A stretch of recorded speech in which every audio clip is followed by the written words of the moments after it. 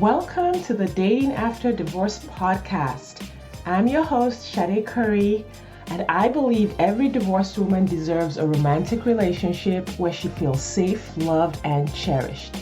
You can create the most amazing life after divorce, and I will teach you how.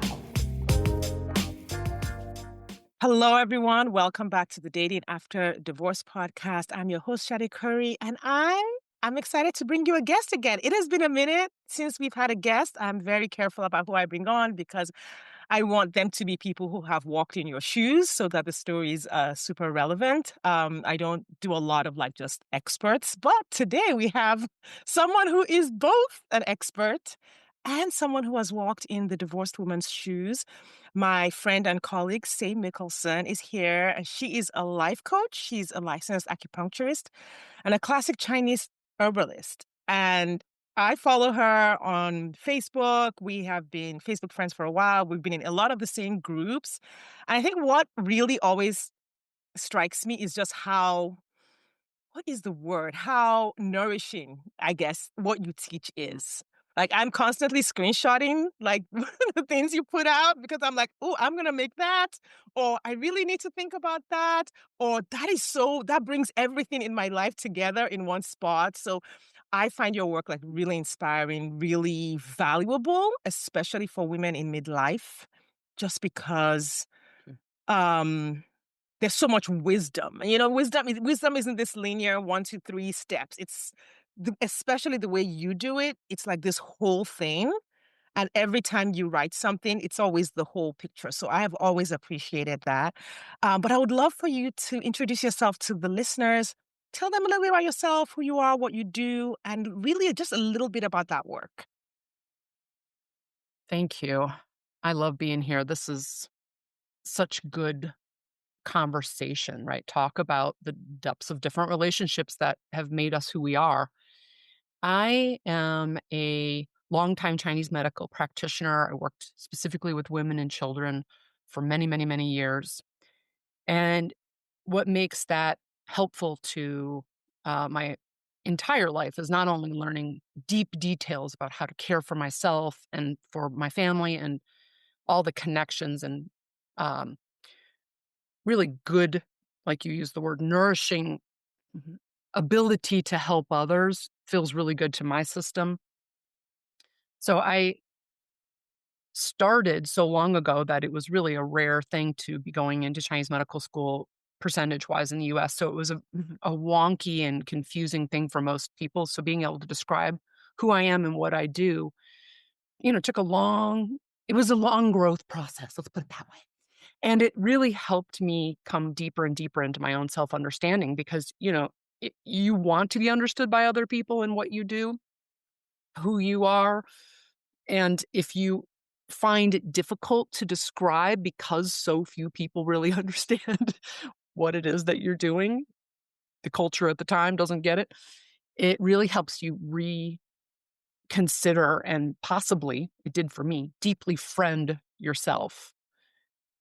And I think that came about because of my first early marriage in my life was so complex and strange and lonely that it created in me a determination that the next steps that I make, I'm going to choose things that really just are my own, regardless of what they look like, regardless how they're perceived or understood or not. And that has definitely been then my whole trajectory is frankly helping other women learn how to do that for themselves, however that looks for themselves. Most of my clients now that I'm not in clinic any longer, I still utilize all the herbs and very deep nutritional consideration for each specific client because it is so different for every single human being at every stage of their life, but really each and every single human being. I utilize all that good information from before and all those years of experience, but I really now do so much more of the emotional care of the human because I understand what it is to be caring for the physical body, hoping for specific outcome, and not understanding just how much the emotional system of the body. We talk about the nervous system in the West now. That came about a few years ago, and I was kind of stunned. I'm like, well, there you go. Go Western science finally coming around to some kind of, full look at the system instead of separating it so much. It's still quite separated. And I think of that as a very clinical term. It's like your nervous system.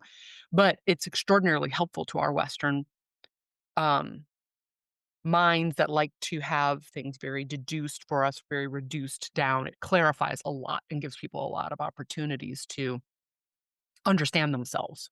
And so I spend a lot of time with my clients caring for their nervous systems and helping them to learn how to do that as well. And then, of course, very much the physical body nourishment and really looking at who are you? A lot of my clients are like myself. They ran, I always say, very complex childhoods. Mm, They built really powerful lives, but they might struggle to sit down in those lives, to really mm, be. And I think that that's one of the most important things we can ever look at is all of this work and care to create what you wanted. So much of that is external, and so bringing it into the internal is the most important work by a certain stage of our life. If we don't do it, we tend to have a lot of physical struggles. I think that's yeah. why we see so many perimenopausal and menopausal, nightmare stories right now is a lot Mm, of it is because we are so worn thin from modern life that is quick, quick, quick, quick.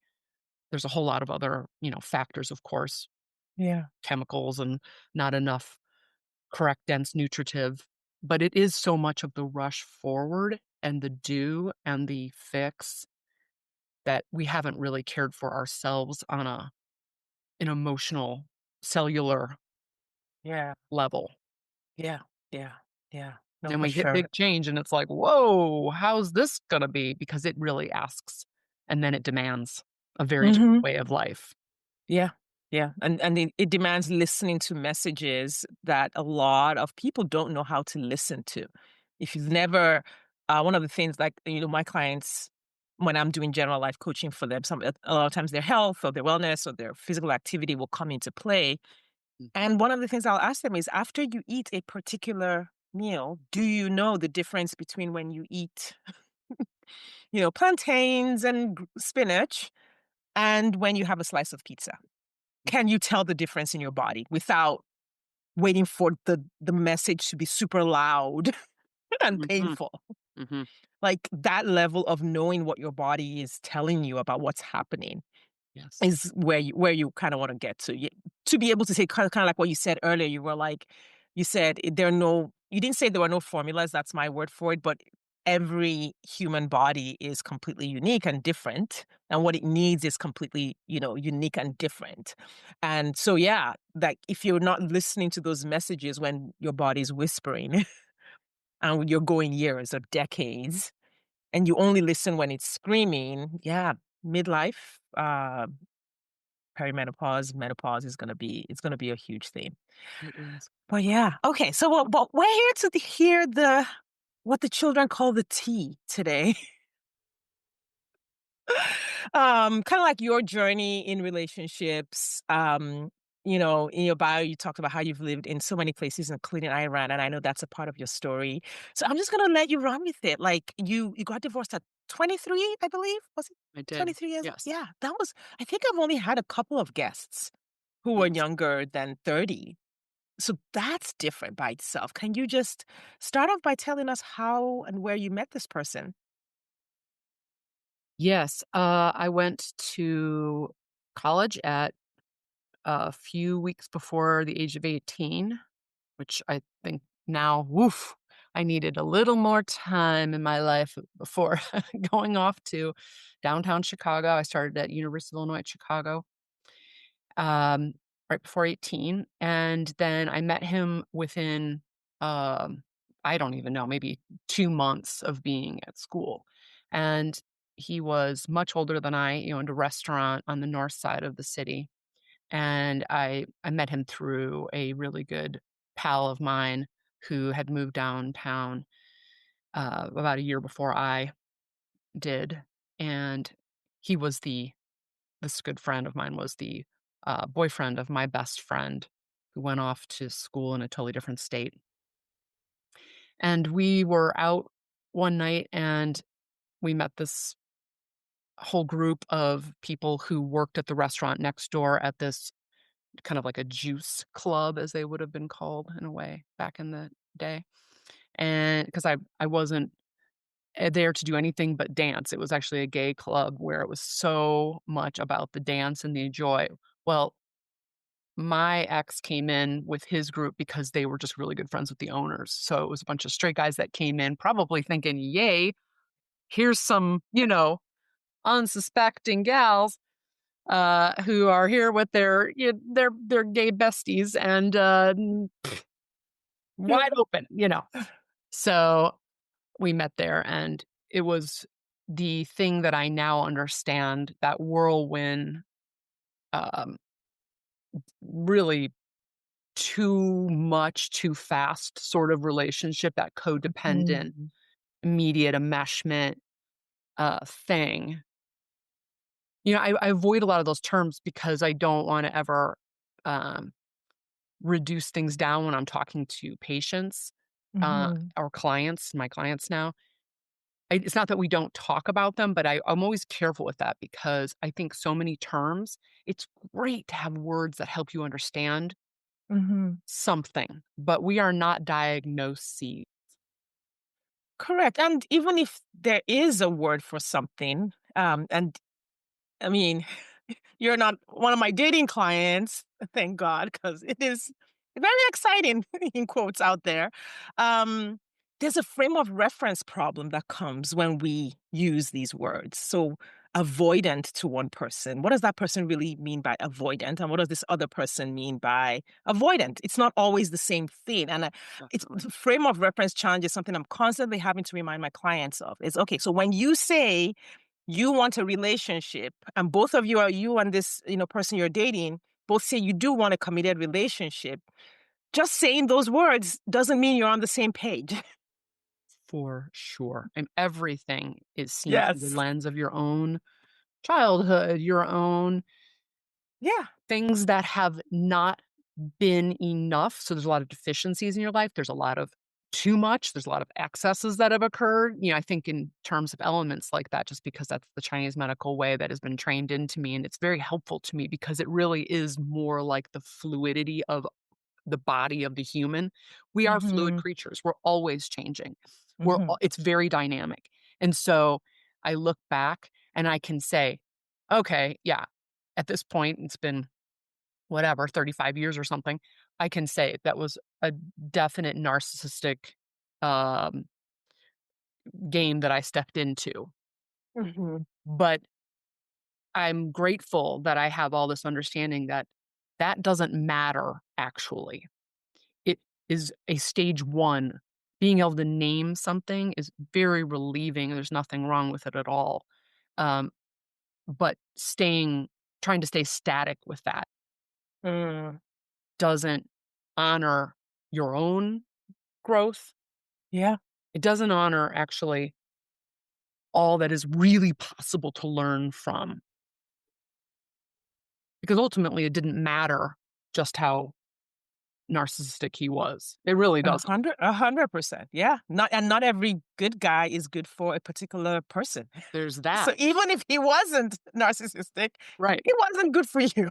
He wasn't good for me. Exactly. And that just gives, a it does I understand why that doesn't necessarily feel relieving in the beginnings, and I understand Mhm. why some people are going to stay where that doesn't feel good, right? To just name this open possibility of, "Hey, whatever he was or wasn't, he wasn't good for me."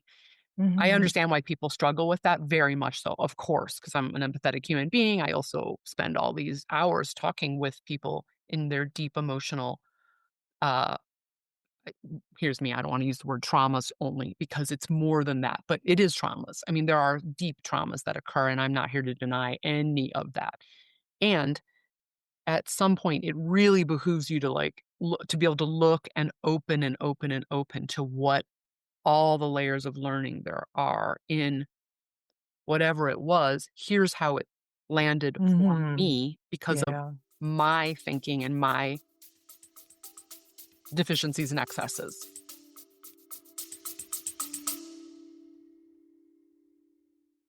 The first step to successful online dating is your dating profile. Now, what if you could create a dating profile that makes all the difference to your online experience? Imagine having a profile so magnetic that quality matches stop mid-scroll to connect with you. The people you want to talk to you say, "Oh my God, I've got to talk to her."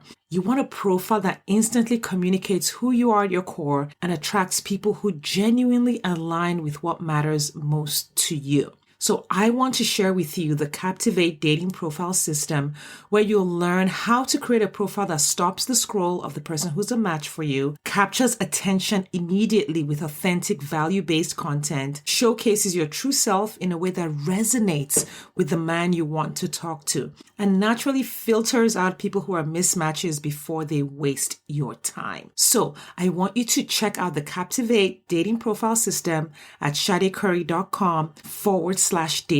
That's SADECURRY/dating. And for the price of dinner out, you can create the best dating profile ever. And when I say best dating profile, I mean it. It will be uniquely you so that you stop looking like every other woman on the apps. All right, go on over there and check it out. Mm. Yeah. Yeah. Yeah. I have a quick question. Do you think the ambience of the meeting place had anything to do with Mm. how you felt that day? Very possibly. Because I was, really young, but a really mature 18-year-old in this way. I had had to grow up very quickly to do a lot of parenting of my parents, caring for a younger sibling, Mm. making my own way in the world, because there wasn't a lot of capacity to help me on my early journey. So I think I wanted this very adult feeling, and being in a club, felt exciting too, right? Mhm. But very mature. Yeah, yeah. Pia Melody talks about that in her book, Facing Codependence, one of my favorite books. Saved my life during my divorce. About the overly, she talks about how codependence or narcissistic tendencies come from two areas. One is the overly empowered child. So, Mhm. like you, given adult responsibility. So, of course, you take on that feeling of, well, yeah, I mean, I basically am raising my sibling and taking care of my parents. I am an adult, Yes. but without the in a let's use that word nourishment for that tree to actually grow and have the sturdiness that it needs to weather everything that comes with being an adult. And then, of course, on the other side is the child who is smothered and kept infantilized, so to speak. Yeah. Yes. Yes.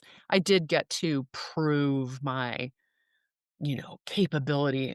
That's all I did in this relationship. It was a constant proving of just how much I could uh, Mm. manage, Mhm. handle, Mhm. Yeah. do. So for sure, the start, that's a great question. The start was probably pretty igniting from the beginning, and curious to my particular body and mind Yeah. from where I was coming from. Yes. Mhm. Yeah. Amazing. All right. So you met at the club, We did. hit it off right away. What happened next? Well, he was 10 years older than I and from Iran, um, which was super fascinating to me on many levels.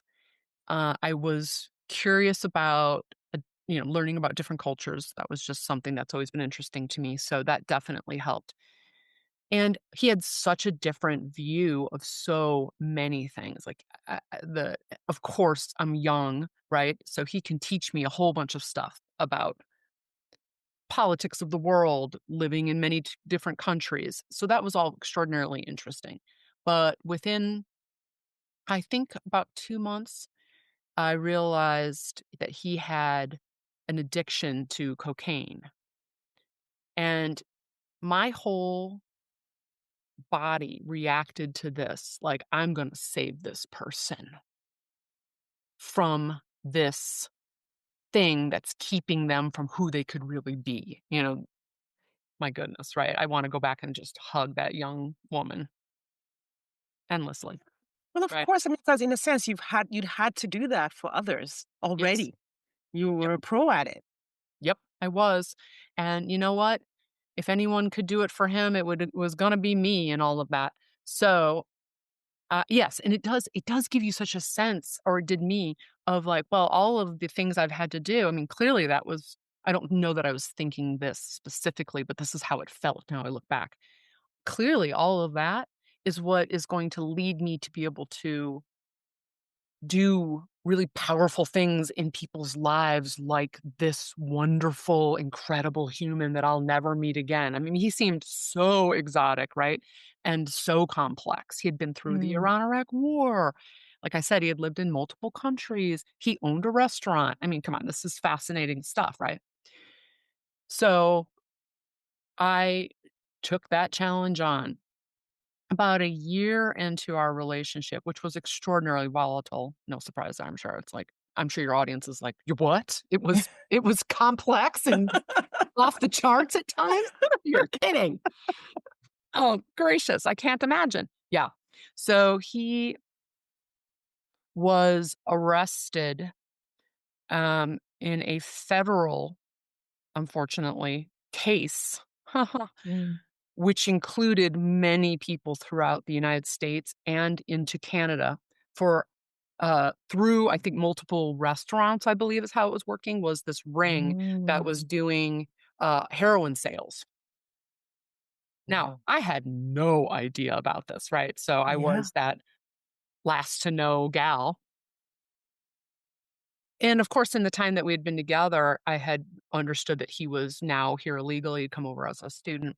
So he didn't jump at me to marry him to keep him in this country, but by the time he's in the federal system, which I can't even that's its own podcast, going through that experience, I was suddenly working with federal lawyers. I mean, the federal prison system in Chicago, how outrageous it was to have to try to even go and be able to visit. I mean, it was Mhm. really epic. And So the arrest didn't it wasn't for you like a, "Oh, you know what? I'm out." Signal. hello. Oh no, I doubled down. I hear you. Right. Because now you really need me. You know what I mean? It's ridiculous. And what was his did he agree with that? Was he like, because some people will be demanding of that support, or some people are just like, "So, I really need you," or they go into the needy Oh, yeah. side of, It was "Now I that. have no one else." Which one was it here? It was that. It was Mhm. the and it was like a drug, I look back now. Mm. I learned something so it sounds commonsensical probably to many people, but so fundamentally important for myself over the next few years, which was when someone tells you you are the best thing that ever happened to them and the only thing they've got, that's not a compliment. Yes. Whoops. Yeah. Really? Okay, well, it's been nice being around you. Yeah. Cool. Bye. I mean, right. Because Yeah. this was exactly the drug that he offered. He said, "Stick to me." It was Mm. his way of saying it. I don't have anything else but you, and I will basically elevate you forevermore because we will Mhm. have this bond. Oh, gracious. So I did everything that was possible. It's Yeah. unbelievable what I look back and see now.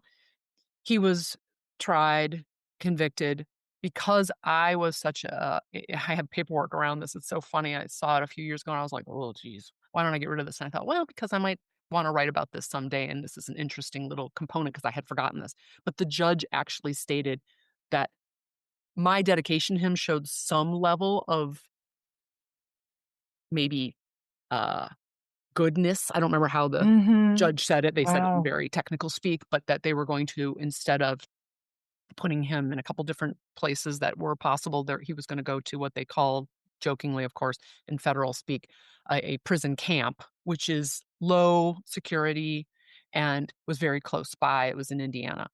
And so I spent the next couple years of my life doing multiple things. One, caring for him in this system. It's really Mhm. complex, because you have to set up funds for the commissary, where they can actually Mhm. buy enough things for themselves. You have to get yourself on the visitation list and then, pass all the levels to do that.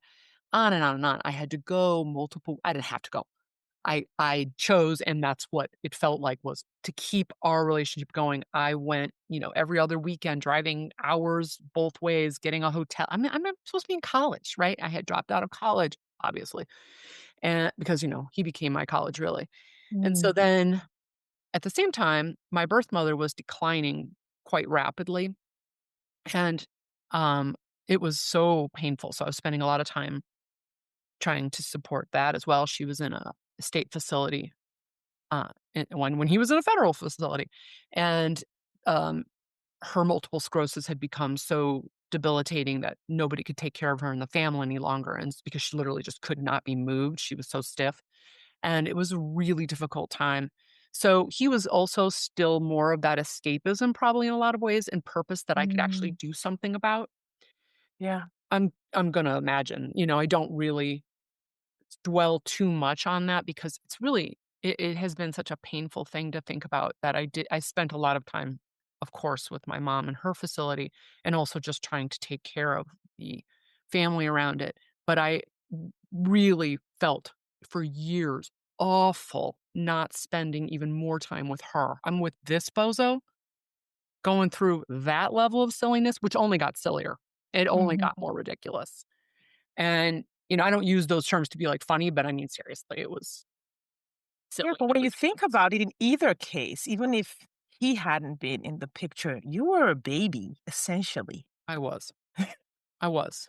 I was a little kiddo, and I Yeah. didn't understand that at all. Uh, I didn't think it was possible, right? I mean, it's like, "No, I have to rise up to whatever is Mhm. needed here," and it got more and more complex. So, Yeah. I even was going through the large process of trying to get the chance to marry him in prison because that would possibly help him not be deported at the end. Because he Wow. was actually quite concerned about going back to Iran, as a lot of people are, for political reasons, Mhm. for, being dropped off from US prison systems back into Iran could lead to prison in Iran, right? Yeah. So I felt really desperate. And I did all of this unbelievable paperwork and care at this age, and I'd already done this like federal prison system stuff. Now I was doing federal prison system stuff for getting permission to marry him in prison. Oh my goodness. Oh yeah. And simultaneously, as we were receiving that permission, I my mom was declining, and when she passed away, I had received permission to marry him on a very specific date, which fell on the day after her funeral. Oh my goodness. Oh, yeah.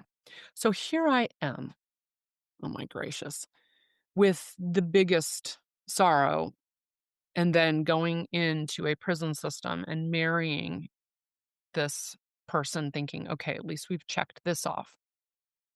While this is all happening, I also am involved with my best friend from childhood. She had we had been really close when I lived in Indiana, and then she had moved to Chicago. We had kind of reconnected about a year before my husband's imprisonment. And I really wanted them to be dear friends. I wanted them to know one another. So she was the only other person I shared everything with. Most of my family did not understand what was going on at all. Mm. It was so humiliating and embarrassing. But also I think I really convinced myself, like, they can't possibly understand this love, that kind of Yeah. thinking. And I had really isolated myself from other friends at work. I never talked about, anything to do with him. I just was so much in this alone state of just surviving. And then we were going to get together again, of course, and then we were going to be fine. That sort of Right. The hopeful, fairy tale. the fairy tale. Yeah. So this friend had moved to Chicago with me, and she was the only other person that visited him in prison. She, uh it worked out really well because she lived not far from her family lived not far from there, so she could go home and visit her family, she could go and visit him when I wasn't there, and it was like this way of keeping his spirits up. So she was the person also because I needed to have someone come and witness the marriage, so she was there, she, of course, was at my mother's funeral, we were very Mm. close, we were completely intertwined as well in a deeply unhealthy way, putting it mildly, Yeah. because she also came into this very, isolated in a way, even though she came from a very large and well-known family in her town. She was at school doing, good big things, but she had a lot of depression issues. I look back now and I was also in savior mode with her. A lot Yeah. of anxiety, a lot of depression, which I didn't understand at the time. I just thought, "Oh, she just needs correct friendship," you know, and Yeah. correct opportunities. So, what happened after the the marriage, he only had a little bit more time in that particular camp. They actually decided to deport him, and he was moved to another prison that was more set up for deportation. This all happened over about another, I don't even know, 12, 14 months. Mhm. And in that time, my best friend started seeing this man in Washington, D.C., I believe, and that she said, and she would go and visit him. And now my husband is further away from both of us, so I only went there twice, I think, in those many months.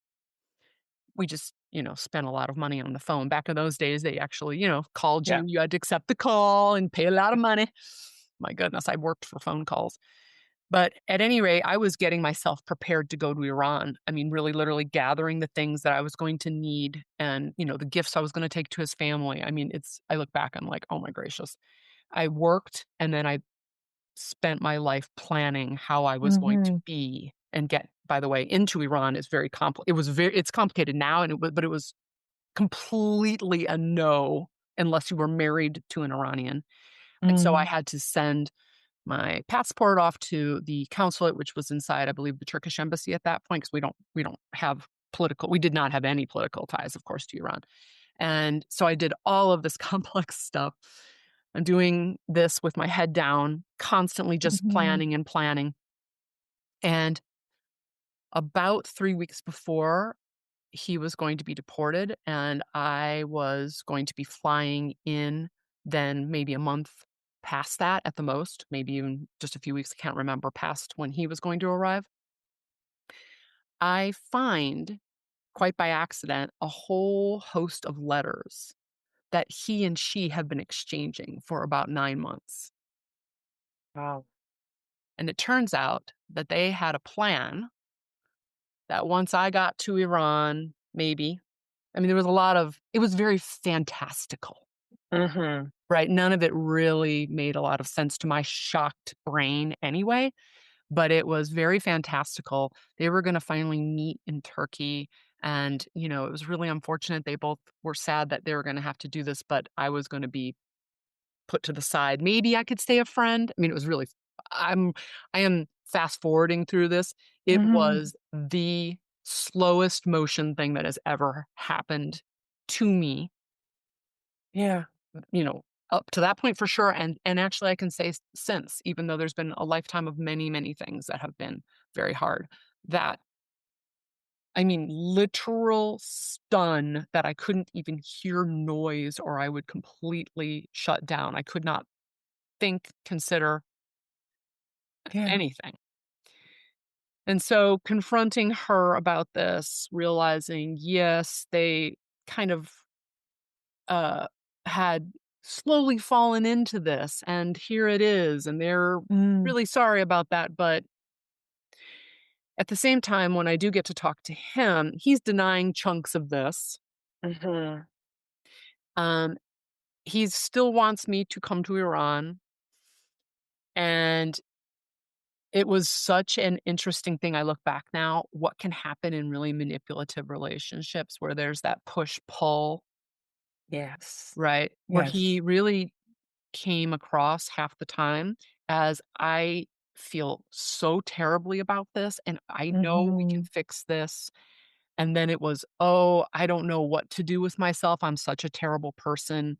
It Mm-hmm. was excellent acting. And also, I believe, probably still to this day, a huge portion of what story he had made up in his own mind, right? Yes. Yeah. It's fascinating how when people are lying or making up stories, I think having walk through some of similar things, definitely not as high stakes as yours at all. How much manipulative people really do believe their stories. I think that's what makes the story so effective. Is that on some level, and it is so strange, and something I'm always trying to like talk to my clients about. I'm like, listen, you're not going to be able to. A lot of women will pride themselves on being able to tell when a person is lying, of being able to see through the games, and I'm like, that's not a useful skill.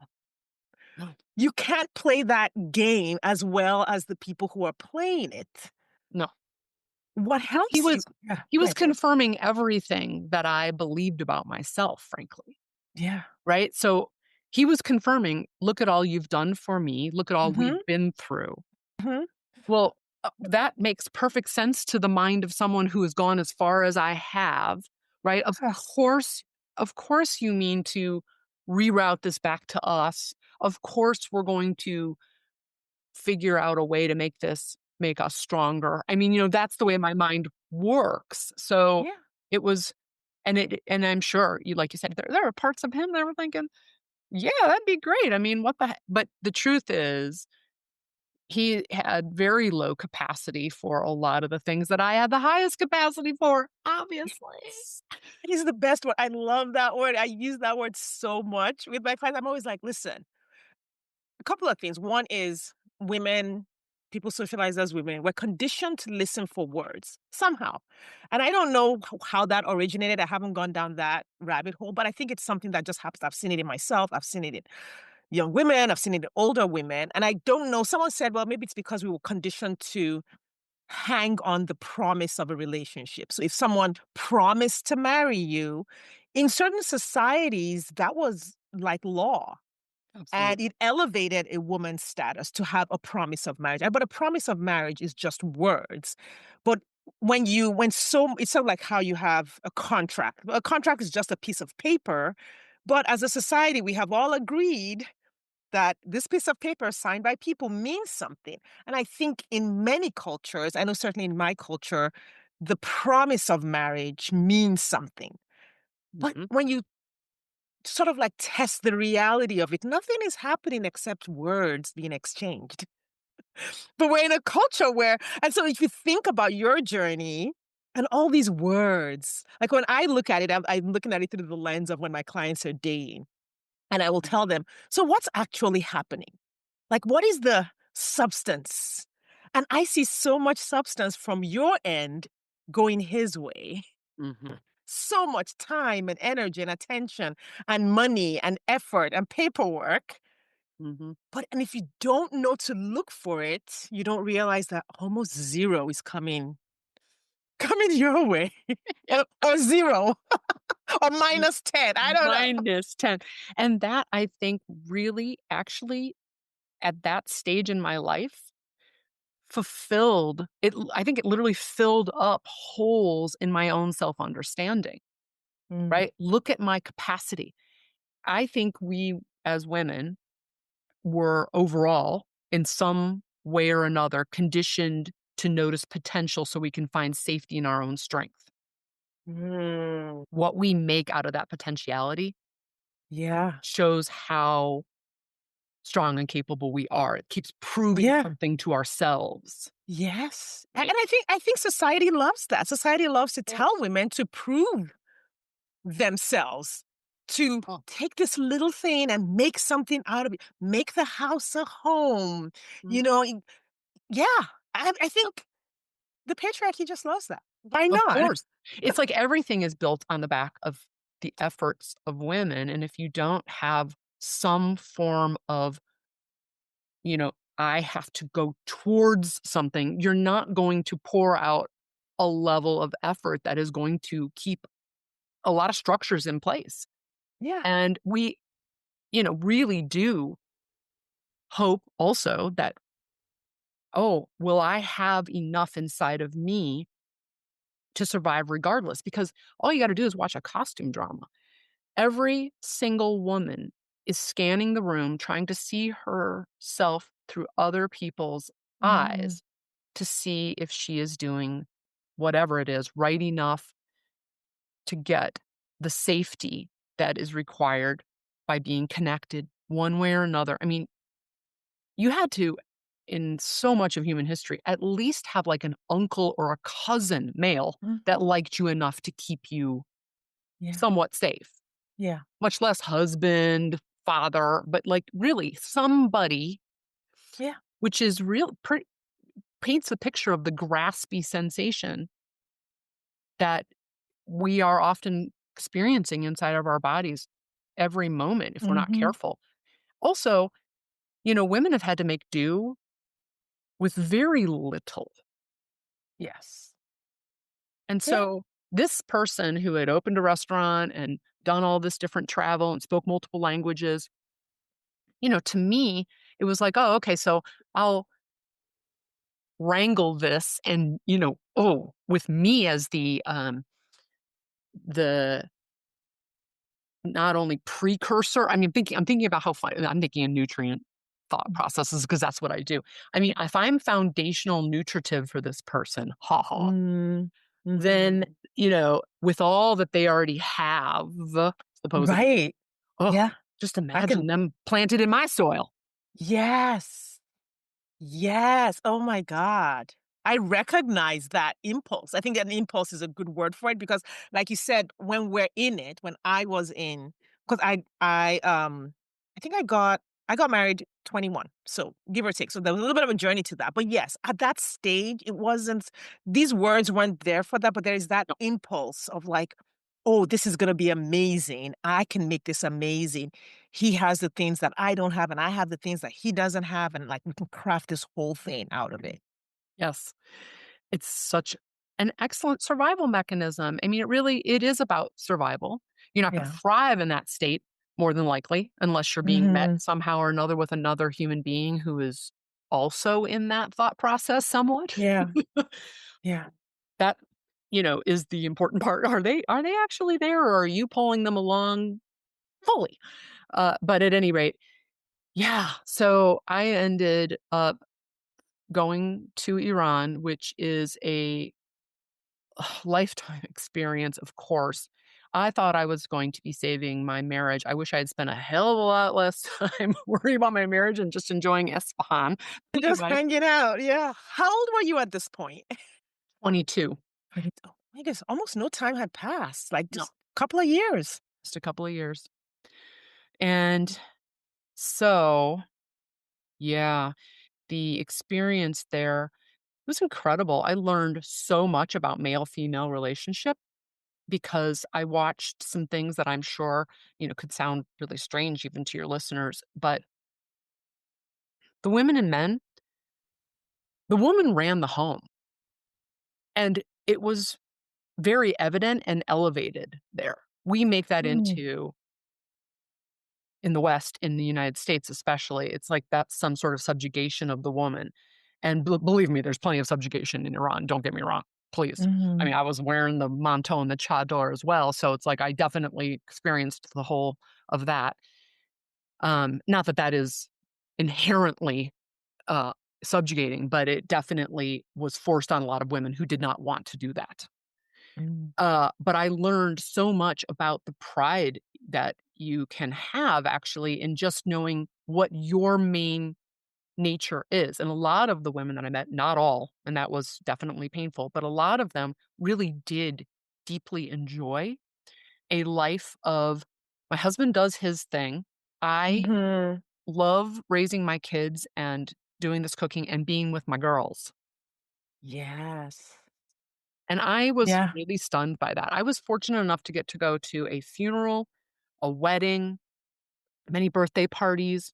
So I got to see the depth of different experiences inside of the culture. And it was, it was a total privilege in so, so many ways.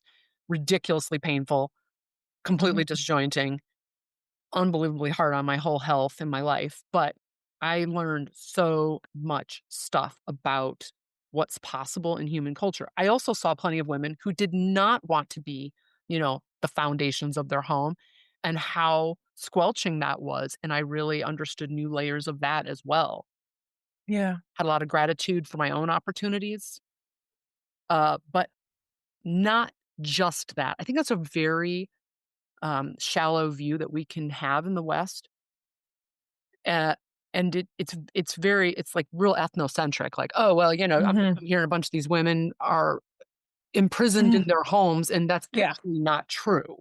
Oh, yeah. Yeah, I mean, and the West, like, when I think back to my culture, I think back to Yoruba culture and what I know of it. I'm not as close to my culture as I could be, working on that.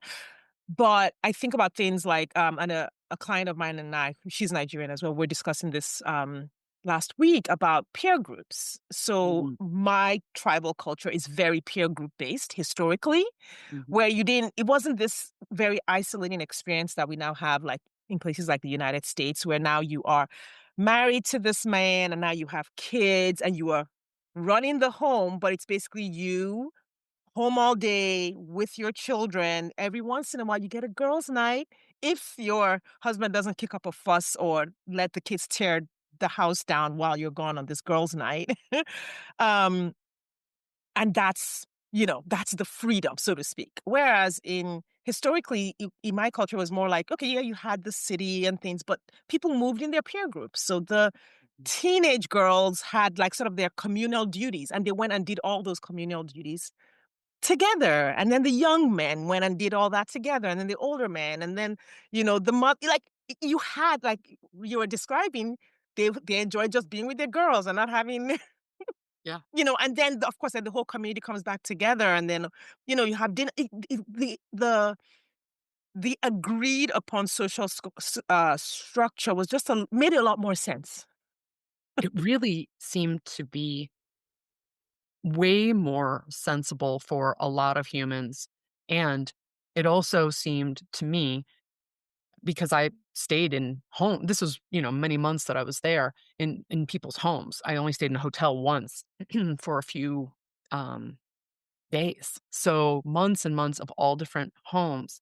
I really got to see, um, a structure that does seem set up for deeper community Mhm. and, excuse me, and a lot of good help and care for whoever needs it, as well as for the kids to have Mhm. the children to Yeah. have a lot of different connections. So I did see a whole lot of things to learn from and just understand some of these stressors that we don't necessarily we don't look at in the West.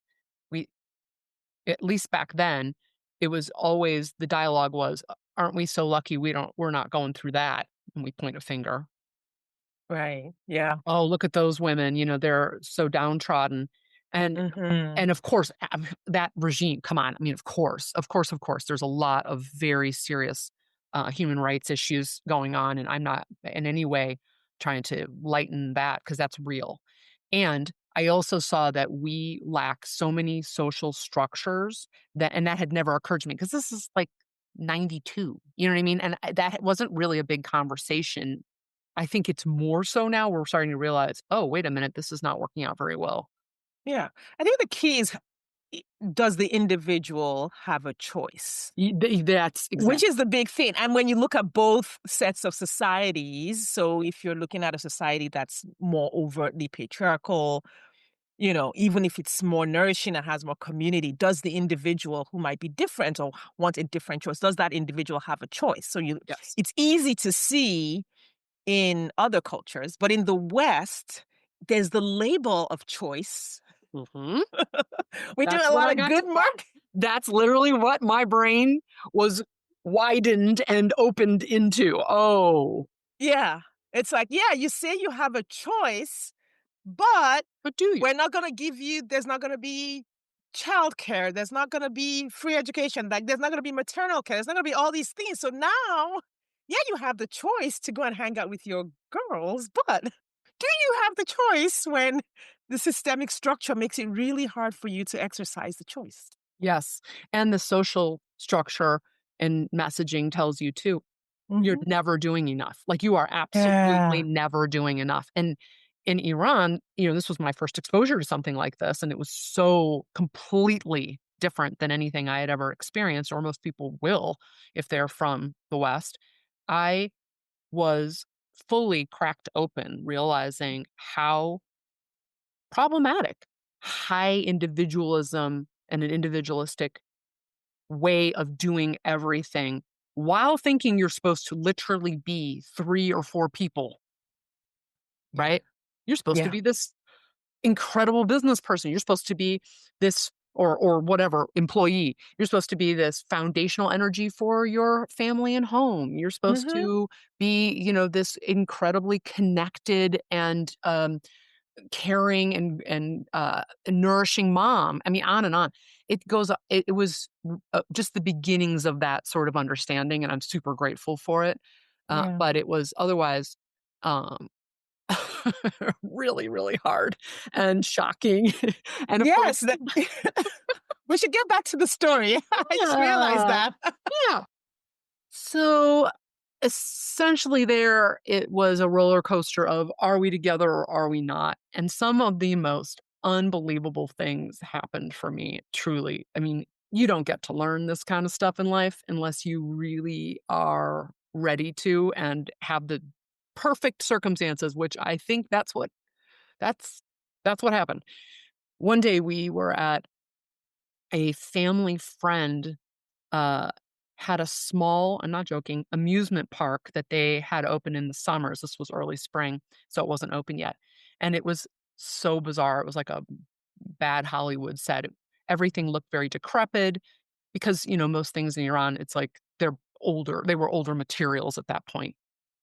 The government, doesn't allow in new things. And this would have been like probably made in the US or equipment. Mm. But at any rate, so we're there, and this guy's gonna show off like everybody always does whenever I'm taken anywhere because I'm an American. I never saw another Westerner. I never heard English being spoken in any of that time, except for once with this Canadian chick that I ran into in Tehran, and we both screamed, which was not appropriate, by the way, because I heard her speaking, and I turned around and said, "My gosh, are you North American?" And she's like, "What?" I mean, we both like pointed at each other. She said, yes," and oh my goodness. So here I was on this haunted looking old uh, amusement park-ish set, and I'm walking along with this man who's very pridefully showing me this broken down equipment, and he convinces me, which good lord, to along with my husband, he wanted us to do the Ferris wheel. So here we are on this Ferris wheel, which looks like it's going to fall apart. I have no idea what in the world I was doing getting on that thing, but what the heck? I'm in Iran and I'm Yeah. 22 and married to somebody who's having an affair with my best friend. So well, let's get on the Ferris wheel. Hey.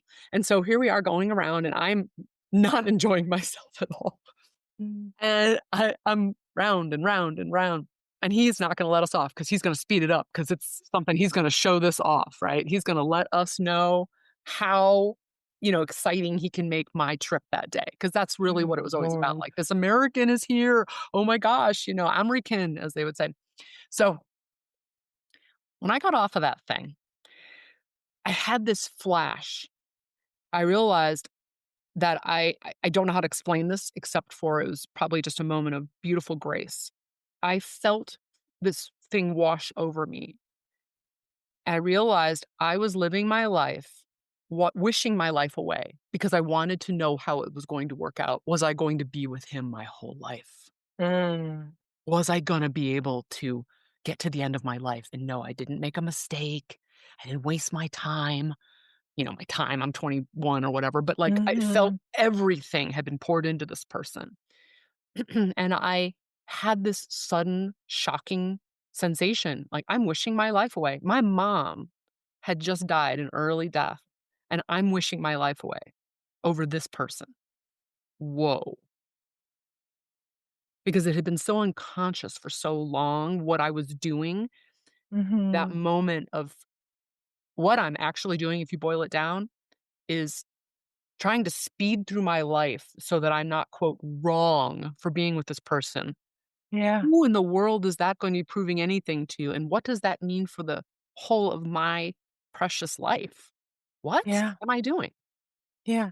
When you say wishing your life away, did you mean being in a state of wishing while your life passed? Or, like, could you Yes, I'll explain that. It was a sensation of, I just wanna be at the end of my life so I know that we were always together.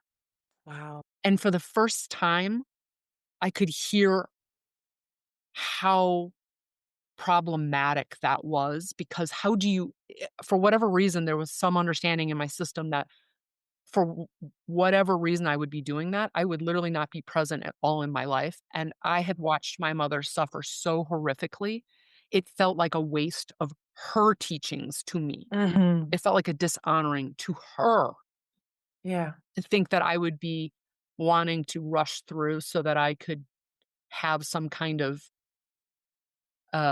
relief. What I don't even know what other word to use, that I had been with the right person, as if getting to the end of your life, Yeah. by the way, has any way of making that so. "Oh, okay, I'm at the end of my life, this all worked out?" I mean, very possibly not. Because it's like the ultimate purpose of being alive Yes. was this relationship. Yes. And I see that so much in, so not necessarily my dating clients, although there's an element of that sometimes, but my divorced clients. So the women that I am walking through the breakup or the decision to break up. And I remember the moment that I also sort of turned that corner. So my ex, he filed for the divorce without me knowing. So I was already blindsided by the divorce, but there's that period of like grief and just like trying to make sense of it all and the pain of it. And what really helped me turn the corner was I went back, and I think you might like this. I went back to the moment I was born because I grew up in a Christian tradition and I was a deep, deep Christian for a very long, huge part of my adulthood. There was all of that, the woman and your purpose and being a helpmeet. And then, of course, I came from a conservative culture, and there's all that like stuff in there. There was this belief embedded, not consciously, that my purpose was the relationship. Mhm. And so ending the relationship or agreeing to end the relationship or the relationship having ended caused this really deep fracture in my sense of identity. And I didn't, because I had not heard the word codependency until I turned 39 and was divorcing. So I didn't know any of this. I just knew what I was feeling. And so as I started coaching myself and walking myself out of all of that, what really broke it was I was like, the moment I came into this world, so I'm 40 at this point. So I came into this world on my own. I don't have a twin, don't have, not a part of a triplet hood or whatever. So I came in alone. So at some point, the between heaven and earth and creation, my little spirit came in here Mhm. alone. It's impossible for my existence to be about this person. Yes. He wasn't even there. He wasn't there. He wasn't anywhere there. I didn't meet him until I was almost 20. Mhm. So why is this such a big deal? It isn't. And it's such an epiphany for me that Yes. the relationship was not a big deal. I could not agree more, and so many human beings really balk at something like that because it feels, shocking to come into that level of really self-friending and clarity, but that's what that had begun that day. So I'll Mhm. be forever grateful for that rickety-assed, like, oh my god, Ferris wheel, Course. because I think it did it shook something loose in me, or, uncovered something. And the rest of the time, I won't say that I was now in such a resolution that I was like, okay, I just got to get out of here. But it was an opening of, all right, I probably need to get my passport back. It had been taken from me. You can imagine this whole thing. Ooh. Probably need to come up with a plan. So here I am at a payphone a couple days later, calling the United States, calling my best friend from high school, whose boyfriend had introduced me to this fool. And I called him and I said, "Can I come and stay with you for a little while?" And he said, "Absolutely." That I'll never forget that clarity of friendship. It was just very simple. Absolutely. Okay. Yeah. So I got myself home, which was quite the thing. That was a whole epic story too. And here I am home. I'm not home. I don't have a home, but I'm in New York City staying with him. And that we left it where we were going to work on ourselves and maybe our relationship with space and Mhm. time. And I decided when I got back that something felt even worse than usual because believe me, I was in a state of constant shock and anxiety all the time and just unbelievable. I couldn't eat, I couldn't really sleep well. I Yeah. mean, you can imagine. And so I did a couple of very important things. One is I decided this is back in the day where there were, um, you know, answering machines, and I called the answering machine and put in the code of my old apartment where my, you know, best friend that was in having an affair with my soon to be ex-husband, although I didn't know any of this at the time. I wanted to see if he had been leaving her any messages. And I Mm. am the least obviously suspicious person. So it was a very beautiful blessing that my mind said, "What are you just see what is going on. You Mhm. don't know what these people are doing at this point." And sure enough, he had left a couple of messages that I got to hear. Wow. And I had the most unbelievable doneness you've ever experienced. Yeah. So clean, extraordinarily devastating, but clean. I was like, "Oh, I don't even have to worry. what? I get it now." As if Yes. oh my gracious. Now I have it. Okay, so by the next time I talk to him, actually, one of the best things that happened right after that is I walked out of the bedroom that I was in, and I was wearing these gold bangles that are very much a part of the Iranian culture, that show marriage, etcetera, and they're very difficult to get off, and I had my friend help me literally scrape them off my wrist and Mm. hand, and it felt he's like, "Wait a minute, it's cutting you." "I don't care.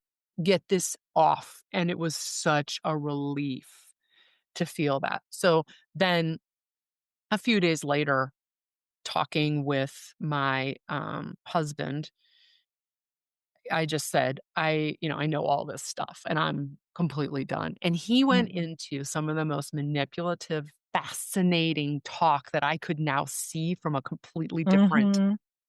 angle.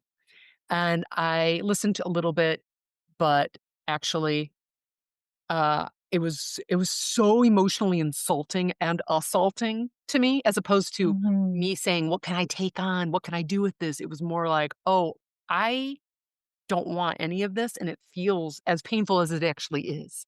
Yeah.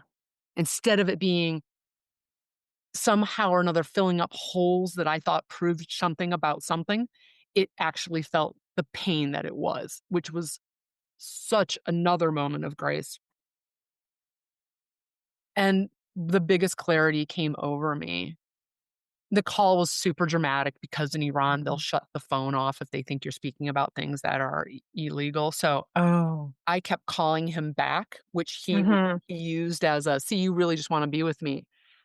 And I'll never forget what came over me. It was such a beautiful shift, and it was the beginning of incredible healing for me. I was calling him back because I did wanna say a few things. Just a few. Mhm. But I wanted them to be said for myself. I really wanted to hear I knew this even at the time. So when he said that, it was super insulting. He's like, see, you just keep calling me back. You want to be. I'm like, oh, no, no, no. And it felt icky. So I decided I was Mhm. going to say my final thing. And if I got caught off, and what I said was what created the next level for me. And it was, I realized I made you up, Right. fully made you. Yes. You were a Yes. figment of my imagination from the beginning. Yes. And I take full responsibility for that. I said this at that age. I know I said this because I wrote it down in the journal that was so detailed. I remember it, but seeing that journal only about probably like 7 or 8 years ago, I was like, yeah, that was relieving because it was the beginning of me truly understanding things that still took me years and years to put into full practice and to really fully grow from. But it was such a relief because it was super painful, but it was the truth. And the truth, although painful, is such a relief and freedom. Yes. Yes. Yeah. When you say the truth, the modality that several of our colleagues and I use are the model, and we talk about truth versus story or fact versus story. Where do you put those? So in this particular context, so we have the story. We're Oh clear that you boy, we made have the up. story. We know the story, Yeah. and then there's some facts, right, that happen, and then there's the truth. Like, how do you see those playing out for you? Like, I know the truth. How do you define that? Yeah. The truth for me has a sense of freedom. It doesn't feel convenient or comfortable, but there is a little bit of I can explain it for myself somatically. The way my body feels is there's a little bit of an opening in my chest that feels like a little breath. Mhm. And it happens when I'm realizing something that is extraordinarily painful and inconvenient, Mm. but getting to the center of it feels like a release and a relief for just being with it. Like, Yeah. this is it. It wasn't all of the, what am I gonna do with myself now that this person is not going to be my everything? All of Mm. those tight wound thoughts. It wasn't any of that any longer. It was, wait a minute, who am I? And I'm not afraid to really Yeah. look at that because I just began to understand that I don't have to understand anything about why this happened or what to do with it at this point. All I need to understand is that I can begin from here, and this will all kind of, I didn't know the words back then, but I will digest it. I will integrate this over time, and I could Mhm. feel that. So the truth for me Mm. is understanding that there is going to be a whole process. It doesn't have to be hyper figured, Yeah. but that there's so much possibility in every experience that I can trust myself that I will figure it out over time. The Mhm. new understandings will unfold. I will be able to gather and gather and gather all of that for myself. My mom, uh, who had passed away, taught me some of this thinking for sure. But my aunt, who adopted me legally at 11 years old because my birth mother was so ill, was the one person that I called and told the entire story to at some point within like a week of being Mhm. back in New York City. And we had a very fascinating relationship. Sometimes it was pretty contentious, but she was also definitely often deeply on my side. And Mhm. I poured everything out over like a 4 hour, Mhm. detailed description of the horror show. Yeah. And by the end of talking to her, this is before I actually came to all these different realizations, and I'm sure that's why I came to a lot of them. She helped me. I said to her, "What am I gonna do now?" Like, it just was so devastating to actually Mhm. say it all out loud. And, "What am I gonna do with my life?" And she said, and it's the cleanest, clearest thing, and it's what can happen when you're able to connect with somebody who can really see you and really care about all of the levels of it, but isn't going to sit there and advice at you, just help you open to what there is to learn. She said, "Oh, honey, you don't have to figure any of that out tonight." Yeah. And I remember being like, "Oh, oh, You you were ready to jump on the next treadmill. I have to make all the meaning and be done with it." It's like, "No, fun, no." So I think that that also was a great learning from all of this. Big things can happen, Yeah. and they are going to unfold for years, and there's not one problem inside of all of that. That is the problem would be not allowing for the unfolding. Right. Yeah. It sounds to me like the truth is it is a story as well, but it's a story Yes. of owning your experience, your own tangible experience. Not, Yes. some people are like, oh yeah, my experience, but it's like, no, not the experience that someone else tells you you're having, which is manipulative. Mhm. Right. The experience you are actually having in your own heart and your own mind, your own emotions in your body, in your brain, in your own reality is the truth. Right. The truth for me, I think, when now that you say that, yes, it was the realization that it's not fixed, like a fixed Mhm. thing. It's not static like we are not. I mean, once Yeah. again, like I've said so many times in my life and said even here, it's like the fluidity of the self is something we have to honor because Yeah. otherwise everything feels out of control when that's like saying the ocean shouldn't have, waves and weather and so here we are our oceans and so we are these flowing things. If I continued down the path of everywhere I was in that relationship with him, I wanted it to be a fixed state. I know how this Mhm. worked out. I know what we're going to do. I'm going to help you get to X, whatever it is. I realized it was very much fixed and very, of course, we think of that as controlling, but I think it's beyond that. It's probably wordless. This idea of I can make this just so and it has a sense of fluidity to it because it's like, well, I'll just keep, steering every little Yeah. right? And it will Yeah. feel so you feel like you're in your In nature. control. Yeah. Yes. Yes, in control. And it's like, well, I think the realization when I told him very clearly that my sudden understanding of I just made you up. It opened me up to not having to define any of this right Mhm. now. And Yeah. that's the relief of the truth. Wow. That was such a great story. Like, there's just I wanted you to get to the end of it, otherwise I would have asked you a million questions around I was like, "If I keep asking questions, we're not gonna get to the end of it." We probably have to pause here, though, for this episode for sure, because we still need to get to your current love story. We need a part 2 of from that moment where everything broke wide open, and then your journey to the life you have now, because I know there's just so much, for women to get and showing what that journey can look like. Because I Mhm. think, sometimes after divorce, we're in a hurry for all the things to happen, for everything to get fixed.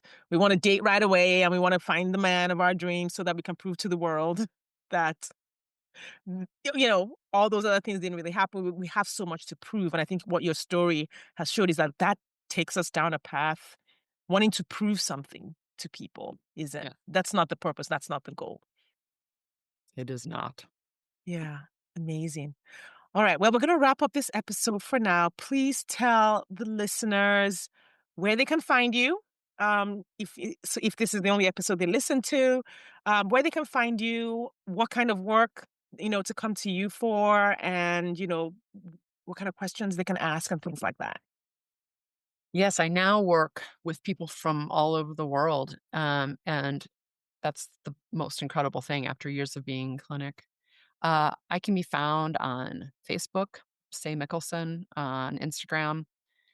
I do some, I'm not as much. I'm a Gen Xer that is really trying to keep my social media uh, distraction down. But I do put a lot of thoughtful things out there on Facebook, hopefully just trying to connect with people around, not only the body health, but the emotional wellness that creates or chips away at or destroys body health. Mm, And yeah. so my work is one-on-one, 6 months usually, where we go really deep about what's going right, what's not going as right, and we just look at all of the levels.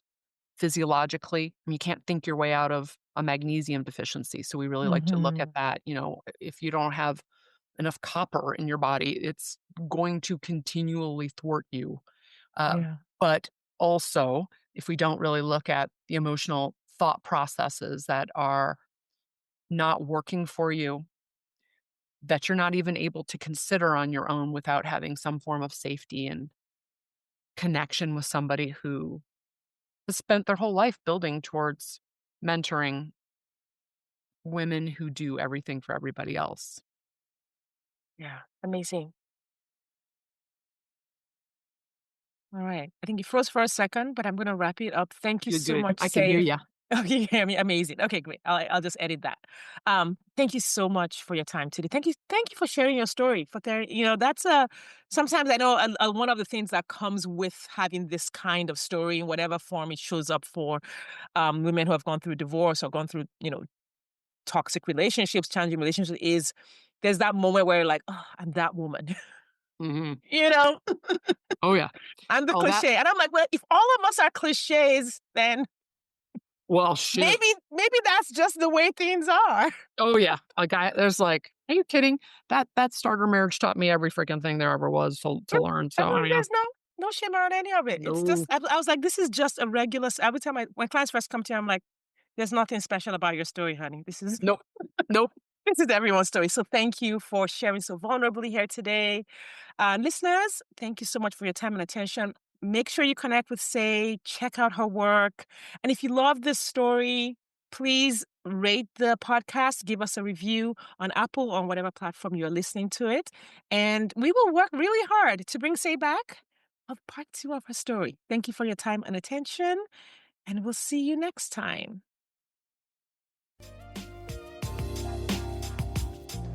Thanks for listening today. If you are ready to get married after divorce, I want to invite you to download my free 8-video training specifically designed to help divorced women date with ease and get married again. Head over to sadecurry.com to get started. That's SADECURRY.com. I'll see you inside.